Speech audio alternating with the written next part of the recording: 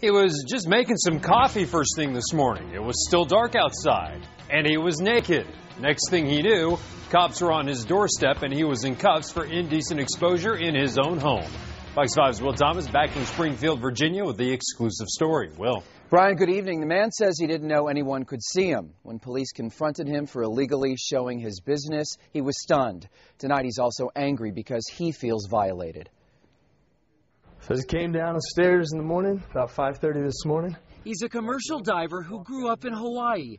29-year-old Eric Williamson says he's no exhibitionist. Made some coffee, just like this, just like every single day. He's just comfortable in his own skin, especially when he's home alone. I'm by myself.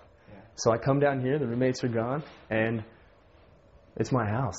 Eric thought he was alone for his cup of joe in the buff, but right outside his kitchen window, a passerby spotted him and called police. Never had a conversation with anyone, never saw anyone, nothing out of the ordinary. From what we've pieced together from both Eric and police, a woman and a 7-year-old boy were cutting through Eric's front yard from a path just behind me. It was dark like it is now. They got to about this point and saw Eric through the front window. Didn't cross my mind. Came and got coffee.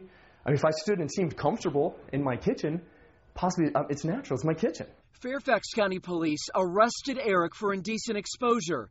A spokesman says officers believed he wanted to be seen naked, a violation of the law.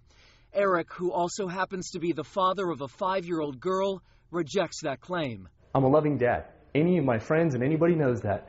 And there's not a chance on this planet that I would ever do anything like that to a kid. In order for it to be a crime, they have to prove, the state and police have to prove, that he knew those people were there when he was standing there. Dixon Young is a veteran Fairfax-based trial lawyer. He has no connection to Eric's case. The statute requires an intentional display of your private parts.